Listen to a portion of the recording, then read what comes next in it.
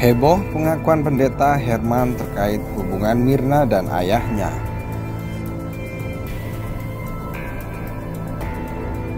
Mirna tapi dekat sama papanya. Kalau dibilang secara dekatnya bagaimana, saya sih nggak bisa jawab sih, saya kurang tahu. Cuma kalau ada masalah dia tetap minta saya doakan untuk papanya juga.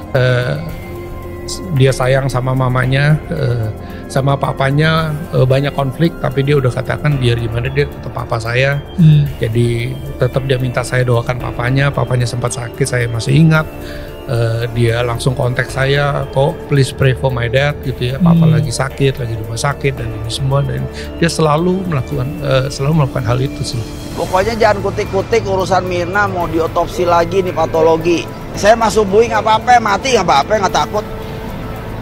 Coba aja deh iseng, ayo fight.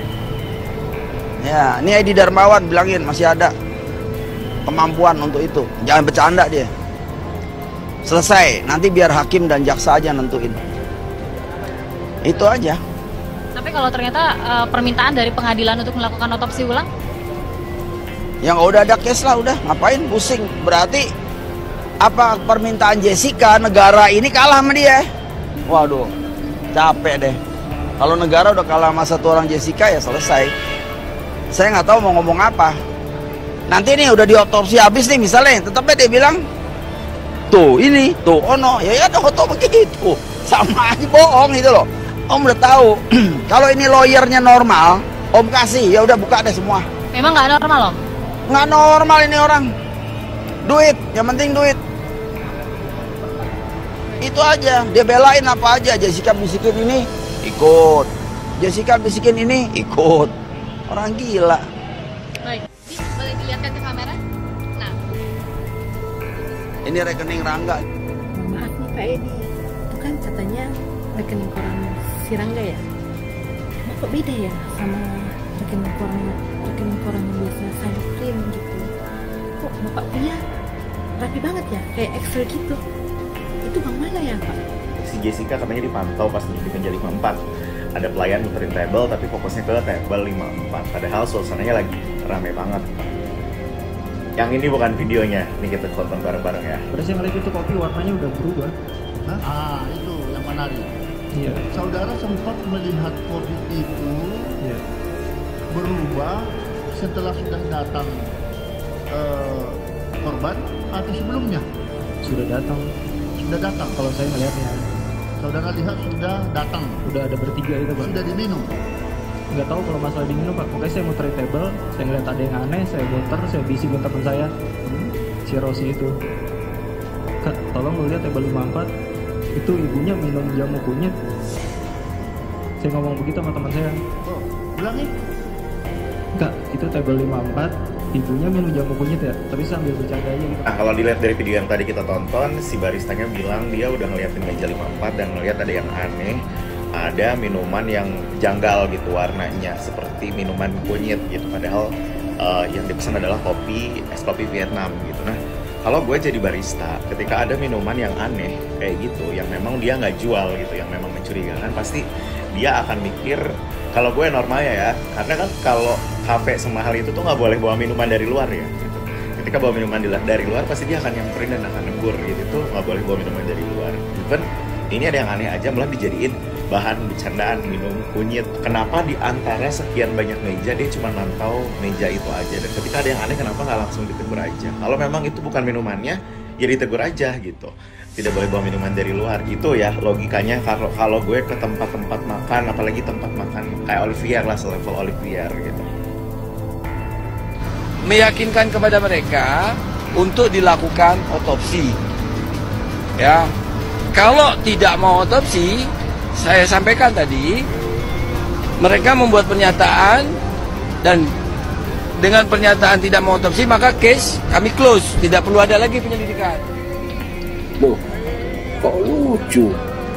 Untuk penyidikan kasus yang korbannya mati dan diduga terjadi pembunuhan, wajib autopsi bos.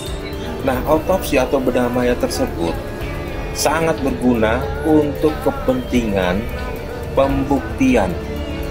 Maka penyidik dapat memberitahukan, saya ulangi, dapat memberitahukan kepada keluarga korban tujuan dari diadakannya bedah mayat forensik. Cek pasal 133 KUHP. Dan di dalam KUHP tidak ada persyaratan yang menyatakan autopsi harus dilakukan seizin keluarga. Jadi menurut saya dalam kasus Mirna ini, pihak keluarga korban dan penyidik bisa dikenakan pasal 222 KUHP karena secara bersama-sama mencegah, menghalangi, atau menggagalkan proses penyidikan autopsi. Kasus kematian tragis Wayan Mirna Salihin hingga kini rupanya masih menjadi perbincangan publik. Kematian Mirna pun terjadi pada bulan Januari 2016 silam pasca dirinya meminum es kopi Vietnam yang dipesannya. Kasus yang sudah lama terjadi itu kembali viral pasca Netflix merilis film dokumenter Ice Cold Murder Coffee dan Jessica Wongso. Buntut viralnya film tersebut, orang-orang terdekat Mirna pun kembali menjadi sorotan seperti Edi Darmawan hingga Arif Sumarko. Terbaru Pendeta Herman Sugeng yang menjadi guru spiritual Mirna Salihin ikut menjadi sorotan. Diundang dalam podcast milik Daniel Mananta, Pendeta Herman Sugeng sempat mengungkapkan hubungan antara Mirna Salihin dengan keluarganya. Dia seperti gelu, kata dia mengutip tayangan YouTube Daniel Mananta Network. Sementara hubungan Mirna dengan saudara kembarnya Sandi Salihin diungkap Herman Sugeng layaknya saudara pada umumnya. Keduanya juga kerap mengalami pertengkaran, namun lantaran hubungan darah saudara yang kuat keduanya dengan cepat berbaikan. Sama kembarannya, namanya kembar ya mereka sering berantem, tapi ya namanya kembar tetap saja habis berantem baikan, jelas dia. Sementara itu hubungan antara Mirna Salihin dengan ayahnya Edi Darmawan sendiri diungkapkan kurang harmonis. Mirna, kata Herman Sugeng, sering berkonflik dengan ayahnya. Meski begitu, sebagai anak dia tetap meminta bantuan pendeta untuk ikut mendoakan ayahnya. Sama papanya banyak konflik, tapi dia udah katakan biar gimana dia tetap papa saya. Dia tetap minta saya doakan papanya, ungkap sang pendeta. Bahkan Herman Sugeng juga kembali mengingatkan bagaimana dirinya dihubungi Mirna beberapa waktu silam, di mana Mirna meminta pendetanya itu untuk mendoakan Edi Darmawan yang kala itu sakit dan harus dilarikan ke rumah sakit. Papanya sempat sakit, saya masih ingat dia langsung kontak saya. "Oh please pray for my dad, papa lagi sakit. Papa lagi di rumah sakit." Dia selalu melakukan hal itu, jelas dia. Namun Herman Sugeng tidak mengetahui sejauh apa hubungan antara Mirna dan Edi Darmawan. Namun dia meyakini Mirna selalu peduli dengan keluarganya termasuk Edi Darmawan. Kalau dibilang sangat dekat antara Mirna dan Edi Darmawan bagaimana? Saya nggak bisa jawab. Saya kurang tahu, cuma kalau ada masalah dia tetap minta saya doakan untuk papanya juga, kata Herman Sugeng, pendeta Mirna Salihin.